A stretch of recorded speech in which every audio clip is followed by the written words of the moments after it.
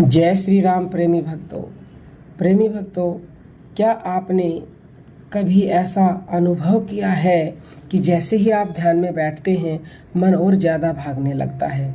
आंखें बंद करते ही पुरानी बातें, भविष्य की चिंता, कल्पनाएं, डर, इच्छाएं इत्यादि ये सब कुछ एक साथ सामने आने लगता है और फिर मन में यही प्रश्न उठता है, क्या मैं कभी सच्चा ध्यान कर भी पाऊंगा। लेकिन संतों ने कहा है कि मन को बलपूर्वक रोकना नहीं पड़ता, बस उसकी दिशा बदलनी पड़ती है। संत कबीरदास जी कहते हैं कि माया मरी न मन मरा, मर मर गए शरीर और आशा तृष्णा ना मिटी, कह गए दास कबीर। क्योंकि ये मन मर नहीं सकता, इसकी दिशा बदलनी है, इसको मारना नहीं है। कहा जाता है कि एक ऐसी प्राचीन साधना है जिसे हमारे ऋषि मुनियों ने किया और उसको गुप्त रखा, लेकिन आज कलयुग की विशेष मेहरबानी है कि वो साधना आपको घर बैठे मिल रही है। यदि उस साधना को सही विधि से किया जाए तो कुछ ही मिनटों में मन शांत होने लगता है। ये साधना इतनी सरल है कि इसको कोई भी कर सकता है, किसी भी समय कर सकता है, किसी भी धर्म का व्यक्ति कर सकता है और इतनी गहरी है कि साधक को समाधि के द्वार तक ले जा सकती है। आज की वीडियो में हम जानेंगे कि ध्यान में मन क्यों भटकता है, सांस और मन का क्या संबंध है, संतों ने कौन सी गुप्त साधना बताई है और कैसे केवल कुछ मिनटों का अभ्यास आपके भीतर अद्भुत शांति भर सकता है। तो चलिए पहले जानते हैं कि मन क्यों भटकता है। साधकों, मन का स्वभाव ही चंचल है। कबीर साहब कहते हैं, मन के मते न चालिए, मन के मते अनेक, जो मन पर असवार है सो साधु कोई एक।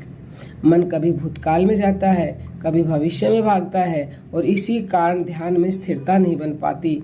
लेकिन एक रहस्य समझ लीजिए, मन और सांस का गहरा संबंध है। जब मन अशांत होता है तो सांस तेज हो जाती है और जब सांस शांत हो जाती है तो मन भी शांत होने लगता है। इसलिए हमारे ऋषियों ने और संतों ने सांस के माध्यम से ध्यान की एक अद्भुत विधि बताई है। तो चलिए अब उस विधि को जानते हैं। ये साधना करने के लिए एक शांत स्थान चुनिए, मुलायम आसन पर बैठ जाइए। आसन बिल्कुल आरामदायक होना चाहिए। आपके पास आसन नहीं है तो हमारे द्वारा अभिमंत्रित साधना आसन भी आप मंगवा सकते हैं। यदि लंबे समय तक बैठना कठिन लगे तो दीवार का सहारा भी ले सकते हैं और बिस्तर पर बिना तकिए के सीधा लेटकर भी कर सकते हैं। अब धीरे धीरे अपनी आंखें बंद कर लीजिए और मन में यह भाव लाइए, कुछ समय के लिए मैं संसार की चिंताओं से दूर होकर केवल अपने भीतर उतरना चाहता हूँ। तो अब जानते हैं वो गुप्त मंत्र और उसकी विधि। अब वह साधना समझिए जिसे संतों ने अत्यंत प्रभावशाली बताया है। वह साधना है सोहंग मंत्र की साधना। सोहंग क्या है? सो यानी कि वो परमात्मा और हंग यानी कि मैं, यानी कि हे परमात्मा मैं वही हूँ जो तू है। अब धीरे धीरे एक गहरी और लंबी सांस अंदर लीजिए। सांस अंदर लेते समय मन ही मन बोलिए सो। ऐसा अनुभव करें जैसे दिव्य ऊर्जा भीतर उतर रही है। अब कुछ क्षण सांस को रोकिए, कुछ क्षण बस, और फिर धीरे धीरे सांस बाहर छोड़ते समय मन ही मन हंग बोलिए।